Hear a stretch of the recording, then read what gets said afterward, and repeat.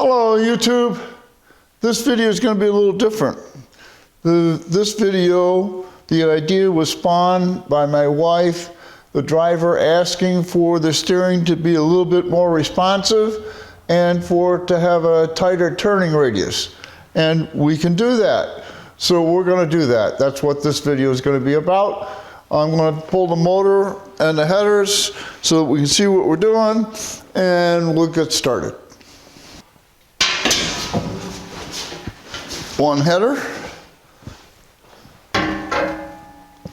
two headers, one engine extraction,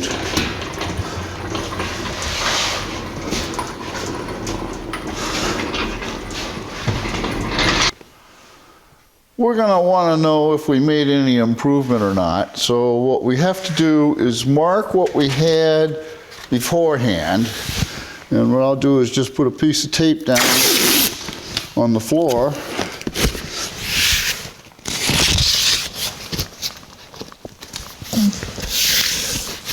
That was straight ahead. Let's turn it all the way to one way.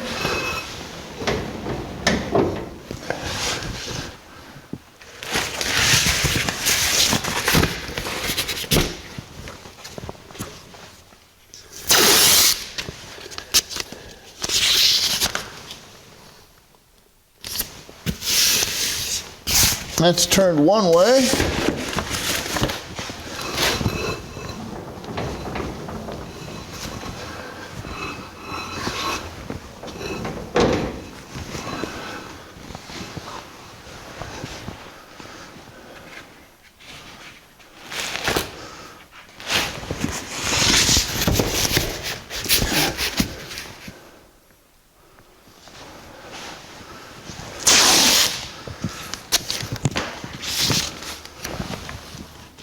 And that's turned the other way. Now we can compare when we're done. We'll take the tires off.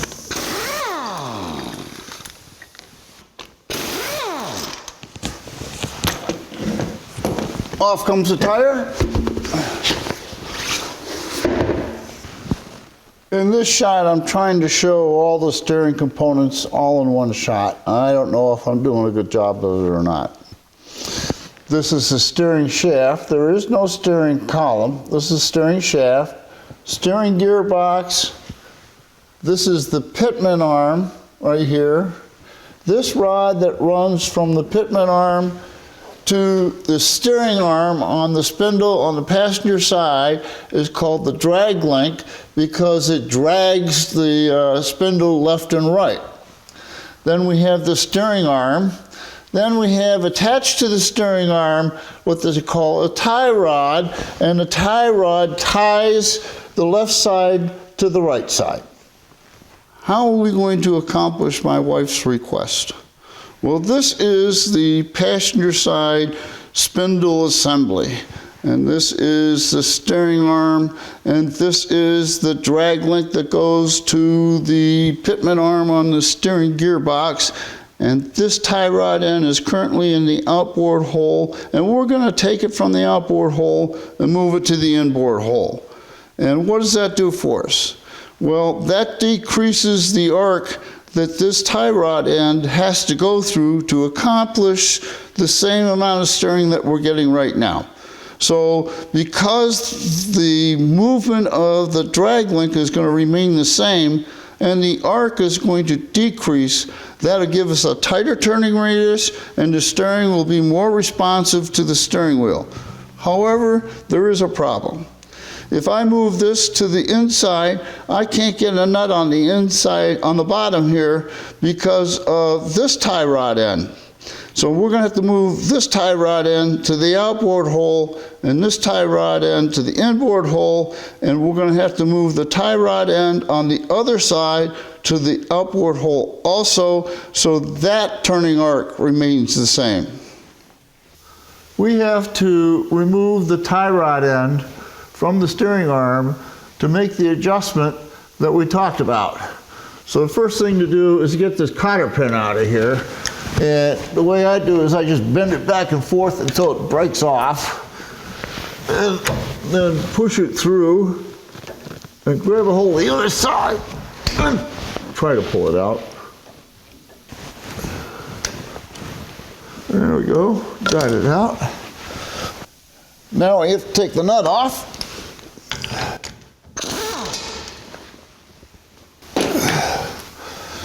And now we get the unenviable task of separating the tie rod end from the steering arm. And we'd like to do that without breaking the boot so we can reuse the boot. So we try to get under the boot before we start to drive that tie rod end off the steering arm. Come on!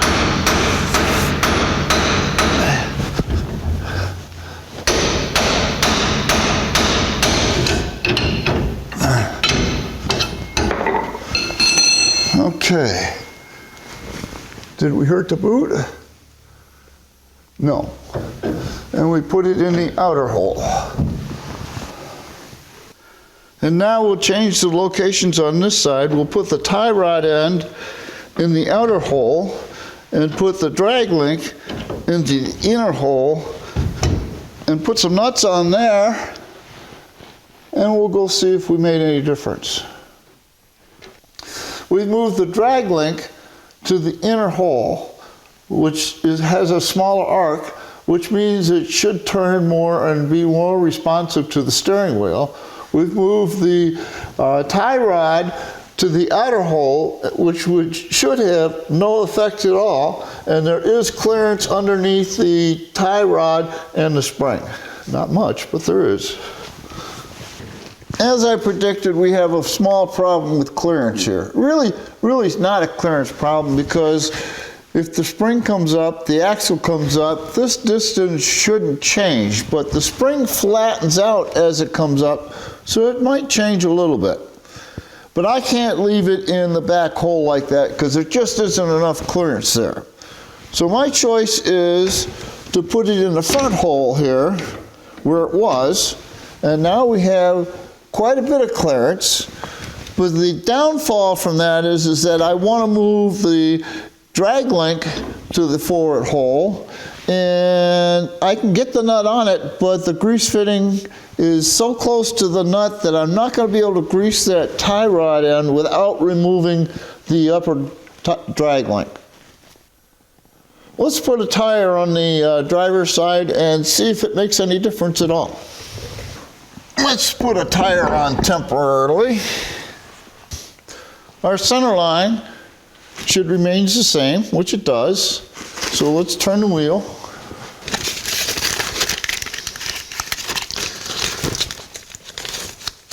And mark it.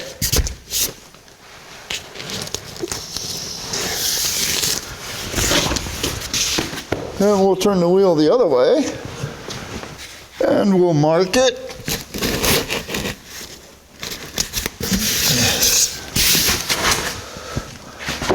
So this was the original turning radius, and this is what we have now. So it's much more increased, and I'm sure the steering response has increased the same way. Now, because I found a loose steering arm, we're not going to put this back together. We're going to take it all apart, grease everything, and re-torque everything. Out comes the drag link. Out comes the tie rod.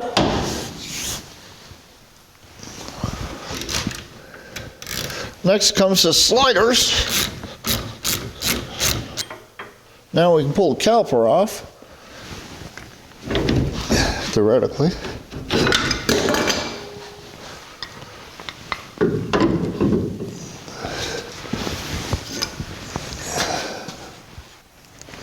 We'll pull the grease cap off.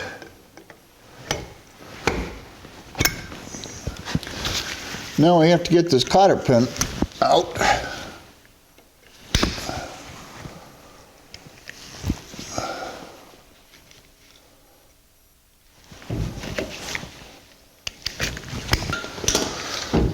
We'll take the nut off. and pull the rotor.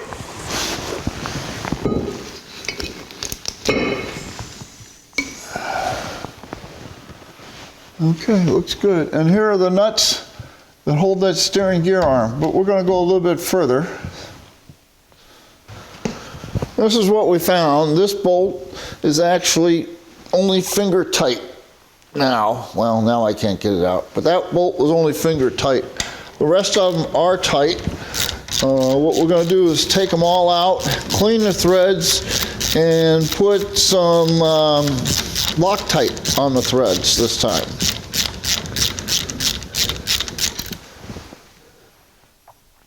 We'll clean the bolts with some brake clean.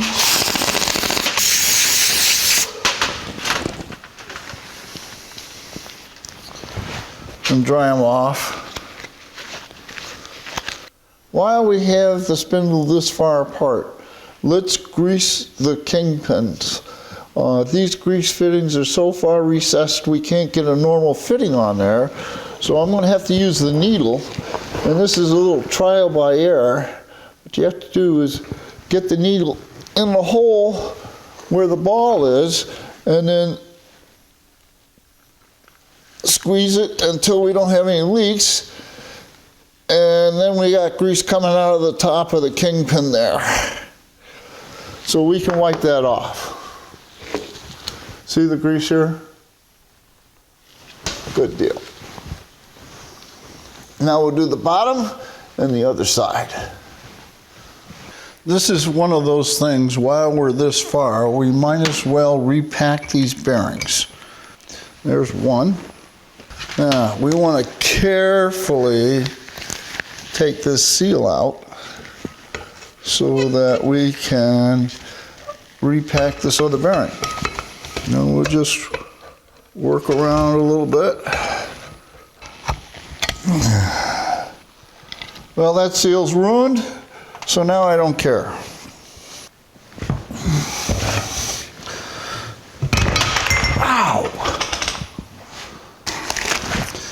Well, this happens to be a Speedway part. It's got a part number on it. Let's go see if I can cross it to something. Now what I want to do is pack these bearings. And I have a bearing packer that I like very, very much. And what we do is take the bearing, set it in the packer, and put the plunger on top of it. And I take it to the vise and squeeze it. Now, if you watch carefully as I squeeze the vise, we will get grease to come up out of the cage, in between the cage and the race. And we have completely changed all the grease in that bearing. We'll take and put some grease on the race. Not that you really have to, but it makes me feel good. There, that's all nice and greased up, good. And we can drop our newly packed bearing in. And this is where we have to stop until we get a seal. A little break in the action caused by this seal. This seal turns out to be a proprietary part by Speedway, and you can only get it from Speedway. So we're going to have to wait on parts. While we're waiting on parts, I've noticed that this chassis is filthy, and in fact, so is the car. But I've been putting off washing the car because I said I was not going to get rid of this 8.400 on the side until we had the new engine in the car. But it's dirty, it needs to be washed, and I have to take hints from hints that are left to me. Somebody left me a hint. So I'm going to wash the car while we wait for parts. No, not going to make you watch the whole thing. I'll just make you watch the high points, which is get rid of the numbers here. Boy, they're really on there. And you get to see me starting to clean up the frame here, which is really dirty. And the next time you see it, it'll be all washed and dry and maybe we'll have parts and we'll proceed with the project that we were working on before we got interrupted with a proprietary part that you could only get from one vendor.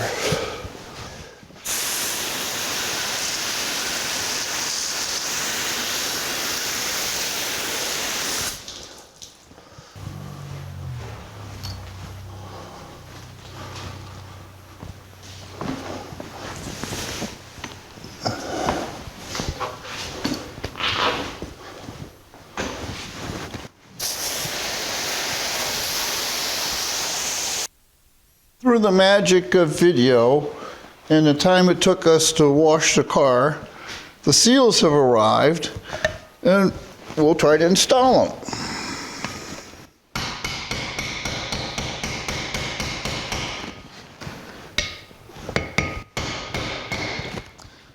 There we go, that's one end. Let's do the other. Let's put our spindle, steering arm, and brake caliper bracket back together. Now what we're going to do is we're going to put some Loctite on these bolts. And maybe they won't come loose this time. Well, it's just one that was loose, but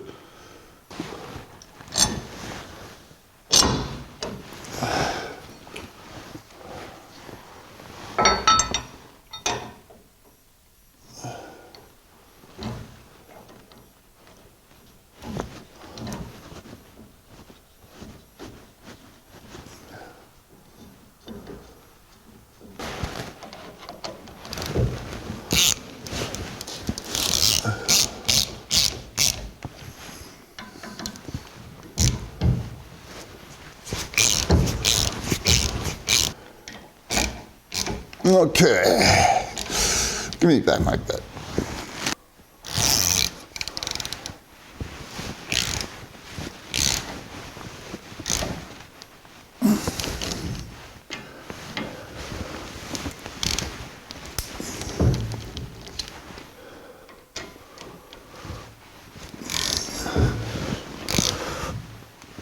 Okay, they're tight.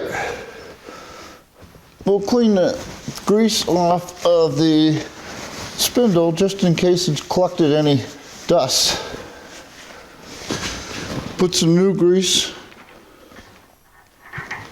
on the spindle.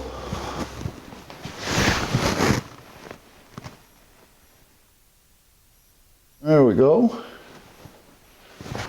Turn our passenger side rotor the other way around. Get our bearing and we'll pack it.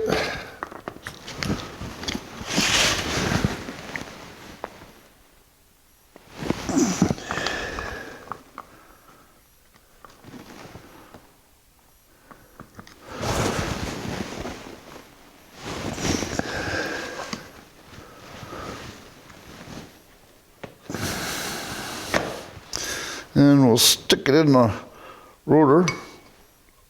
Take the spacer that comes with the Speedway axle and put it in, the washer with the key, and the castle nut, and we can take the rotor over to the vehicle. Take the rotor and slide it on carefully so we don't damage the seal. Oh, the bearing came out. Oh, it all came out. Put our spacer in. Put our keyed washer on. And our castle nut. What I want to do now is set this castle nut. I'm going to take it off. Find the hole. Okay, it's right in the slot, so that makes it easy. Put the nut back on. Take a pair of channel locks on the nut and spin the rotor at the same time. And you'll get to a point where it won't go any tighter, and I go one flat back. And I'm sure everybody does it differently, but that's the way I do it. And we slide the cotter pin in, bend it over, but it's too long, so we'll cut it off. Bend it the rest of the way over. Put our cap on.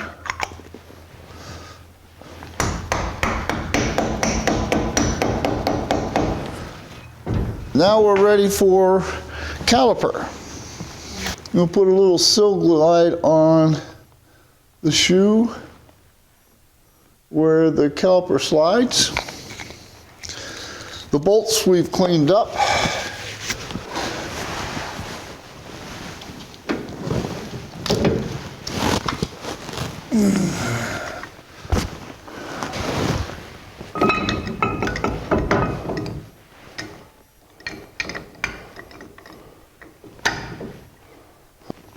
So the sliders in the caliper are free. And we'll put a little dab of grease on those, particularly the O-ring on the outside, right there.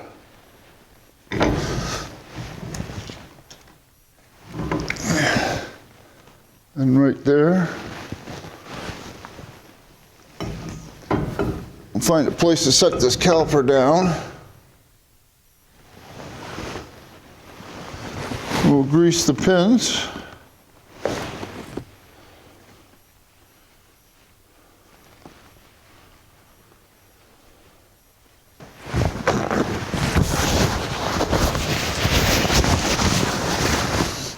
We want to do one last thing before we install the caliper, and that's we want to clean this disc.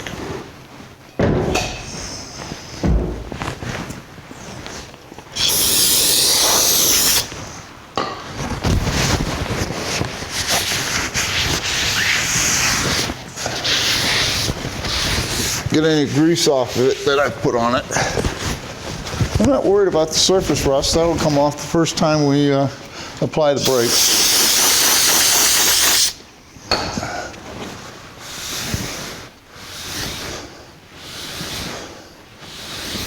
Okay.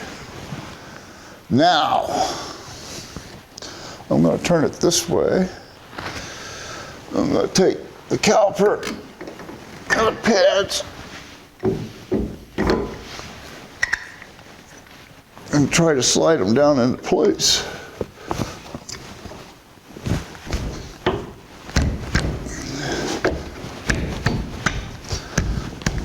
There we go.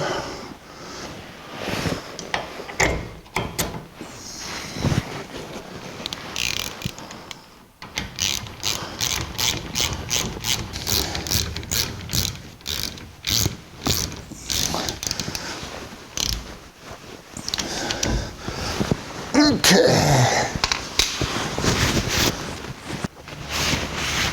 And the right side spindle is all put back together. Now I'll do the left.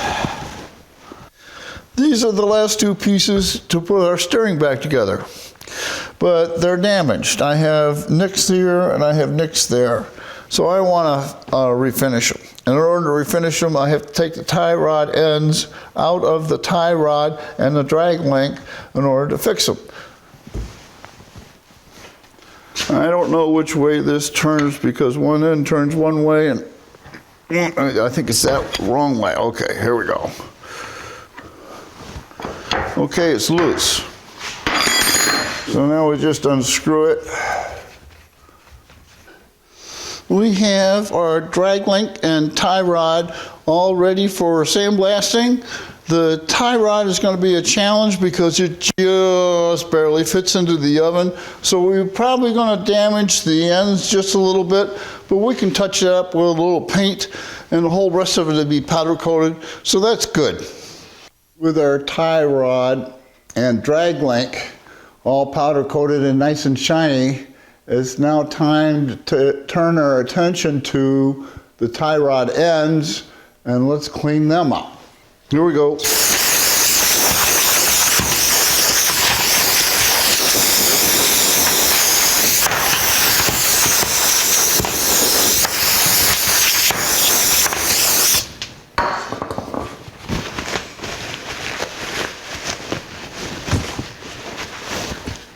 That's pretty clean. Now we have to put our tie rod ends into the appropriate link. We'll put some anti-seize on the threads.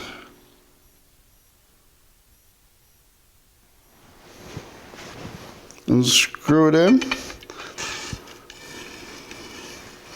And what I'm going to do is I'm going to screw it all the way in. I'm going to work the jam nut all the way out to the end. And if I do that, the vehicle will be towed in and we will have to adjust it. The way I tighten tie rod ends down is the first thing I do is find the hole. So the hole is looking right at me. And then the next thing I do is I put the nut on and I screw it down as far as I can screw it. Then I take my impact, making sure I'm tightening, and hit twice. Oh, there it is, we've got it. So it was lined up perfect. Now, we'll bend this around, cut it off a little bit, bend it up,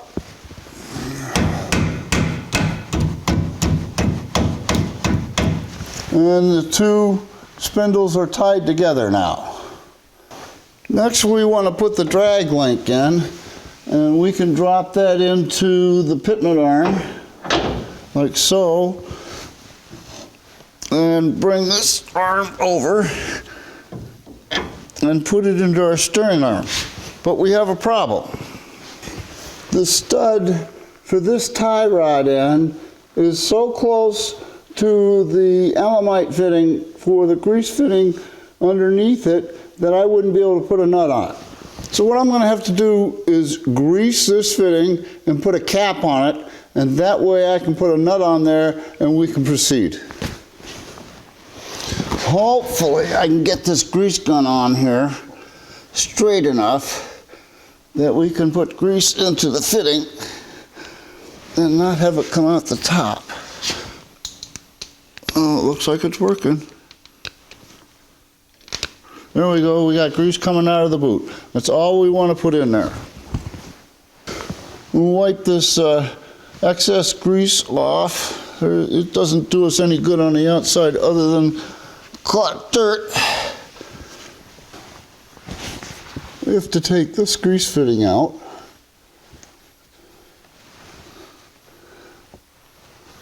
And it looks like about like that.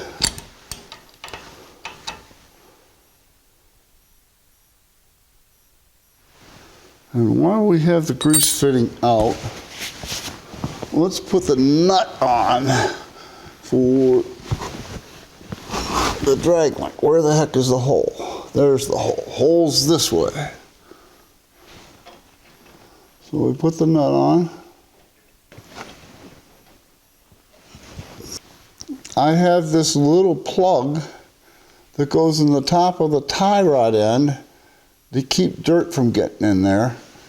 And it's probably made just for this sort of purpose. There just isn't enough clearance to leave the Elamite fitting there. Okay, nice and tight. Now, let's see if I can tighten this up. Okay, it's tightening. That's pretty tight. Let's see if we can start to see the hole. There's the hole right there. I think we can go some more though.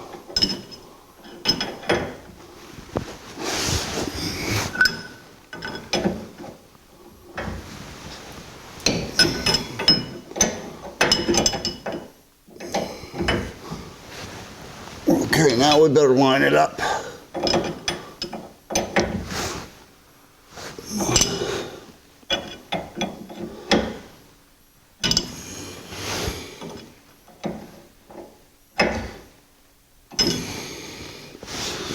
All right, we'll slip the cotter pin in and bend it down. This being the last tie rod, and I'll show you how I do them.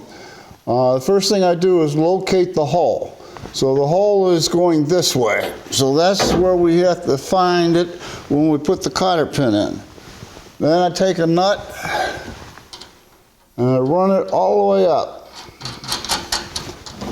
as tight as I can get it. Then I take my impact, I bump it, I check to see where we're at. Well, it must have moved because it's not there. Oh, there it is. It's almost lined up, but I'm going to give it another little bump. Okay. There we go. We're perfectly lined up. We'll take our cotter pin and put it in the hole. Bend it around.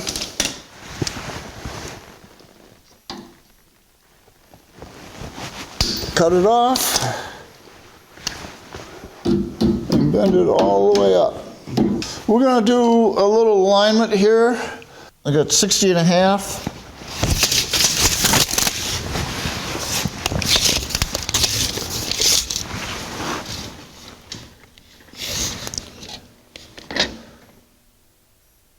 $60 3/8.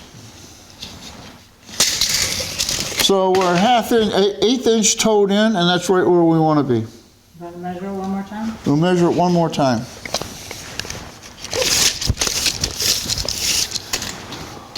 60 3/8.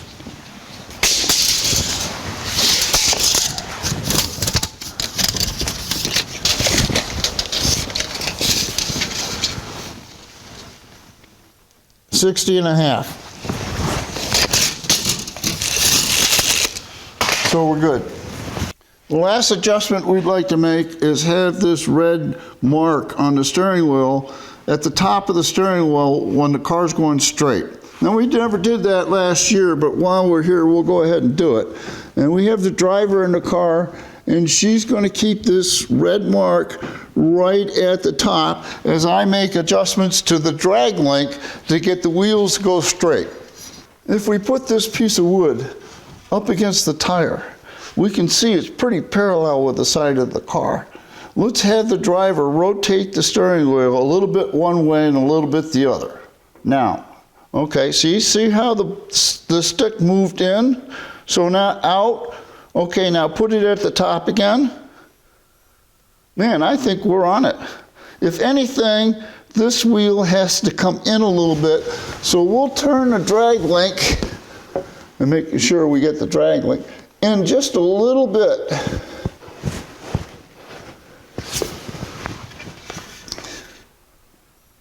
Now I think we're too far in. Rotate the steering wheel back and forth.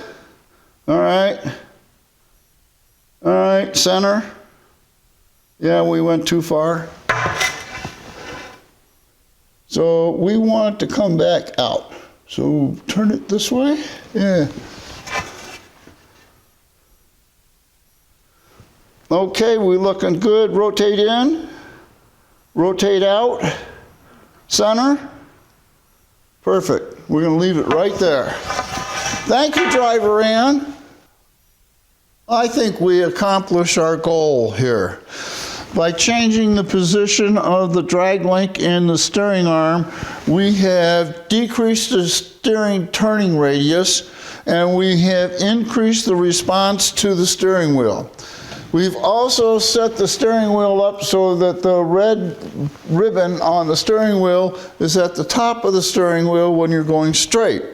The only thing left to do here is to tighten the jam nuts down, but I'm not going to do that until I put the engine back in because the weight might change things.